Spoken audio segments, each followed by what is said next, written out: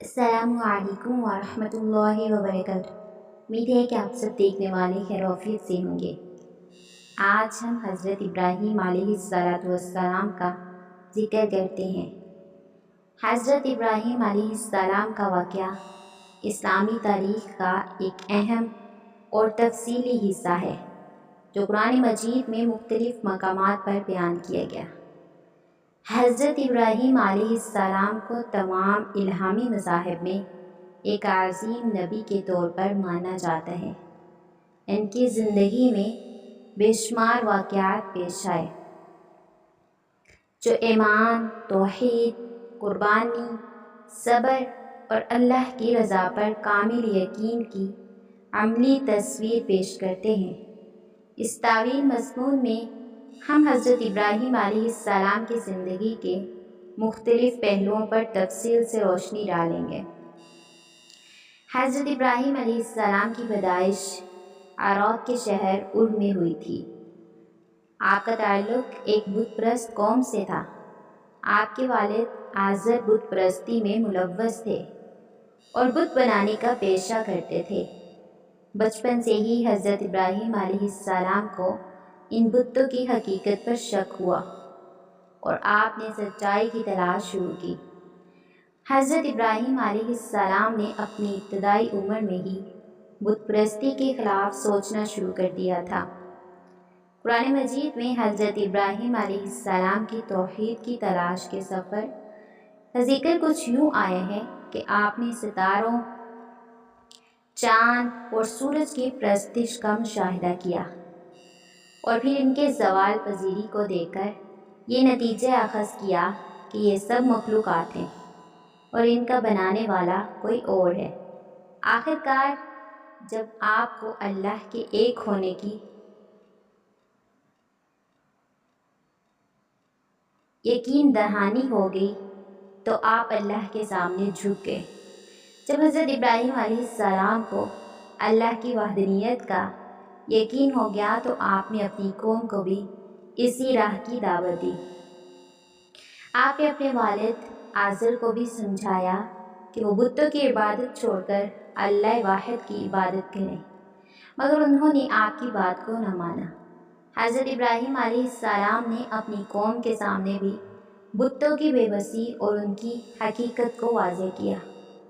حضرت ابراہیم علیہ السلام نے اپنی قوم کو بت پرستی سے روکنے کے لیے ایک اہم قدم اٹھایا۔ جب ان کی قوم ایک بڑے میلے پر گئی ہوئی تھی تو آپ نے بت خانہ میں جا کر تمام بتوں کو توڑ دیا اور سب سے بڑے بت کو چھوڑ دیا۔ جب قوم واپس آئی اور یہ منظر دیکھا تو حضرت ابراہیم علیہ السلام کو مجرم ٹھہرایا۔ انہوں نے حضرت ابراہیم علیہ السلام سے پوچھا کہ یہ کام کس نے کیا؟ تو آپ نے کہا کہ بڑے بت سے پوچھو، شاید اس نے یہ کیا ہو۔ قوم نے حضرت ابراہیم علیہ السلام کو نمرود کے دربار میں پیش کیا۔ نمرود اس وقت کا ایک جابر اور متکبر بادشاہ تھا۔ حضرت ابراہیم علیہ السلام نے نمرود کو بھی اللہ کی وحدانیت کی دعوت دی، مگر اس نے انکار کر دیا اور آپ کو آگ میں ڈالنے کا حکم دیا۔ نمرود نے ایک بڑی آگ تیار کروائی اور حضرت ابراہیم علیہ السلام کو اس میں ڈال دیا، مگر اللہ تعالیٰ نے آگ کو حکم دیا کہ وہ حضرت ابراہیم علیہ السلام کے لیے ٹھنڈی اور سلامتی والی ہو جا۔ قرآن مجید میں اللہ تعالیٰ فرماتے ہیں، ہم نے کہا اے آگ تو ابراہیم علیہ السلام کے لیے ٹھنڈی اور سلامتی والی ہو جا۔ یہ سورۃ الانبیاء کی تقریباً آیت نمبر 69 ہے۔ جب حضرت ابراہیم علیہ السلام کی قوم نے آپ کی دعوت کو رد کر دیا تو اللہ تعالیٰ نے آپ کو ہجرت کا حکم دیا۔ آپ نے اپنے خاندان کے ساتھ عراق کو چھوڑا اور اللہ کے حکم سے مختلف مقامات پر سفر کیے۔ آپ فلسطین، شام اور مصر بھی گئے۔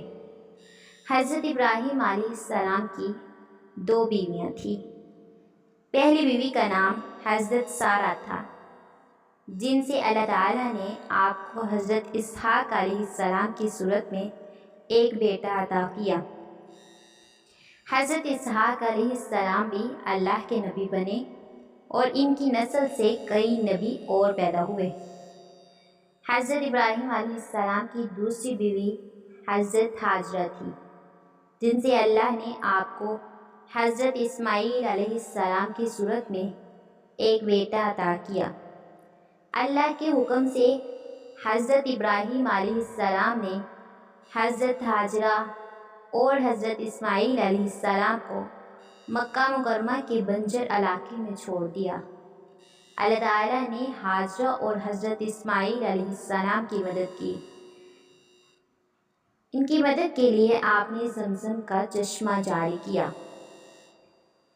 حضرت ابراہیم علیہ السلام کا سب سے اہم اور مشہور واقعہ یہ حضرت اسماعیل علیہ السلام کی قربانی کا ہے۔ اللہ تعالیٰ نے حضرت ابراہیم علیہ السلام کو خواب میں حکم دیا کہ وہ اپنے بیٹے حضرت اسماعیل علیہ السلام کو قربان کریں۔ حضرت ابراہیم علیہ السلام نے اللہ کے اس حکم کو مانا اور اپنے بیٹے کو قربان کرنے کے لیے تیار ہو گئے، مگر اللہ تعالیٰ نے حضرت اسماعیل علیہ السلام کی جگہ ایک مینڈا بھیج دیا اور حضرت ابراہیم علیہ السلام کی قربانی قبول کر لی۔ اللہ تعالیٰ نے حضرت ابراہیم علیہ السلام اور حضرت اسماعیل علیہ السلام کو کعبہ کی تعمیر کا حکم دیا۔ دونوں نے مل کر کعبہ کو تعمیر کیا اور اللہ سے دعا کی کہ وہ اللہ تعالیٰ اس گھر کو امن و سلامتی کا مقام بنائے۔ حضرت ابراہیم علیہ السلام کی عمر طویل تھی اور آپ نے اللہ کے دین کی تبلیغ میں اپنی زندگی گزاری۔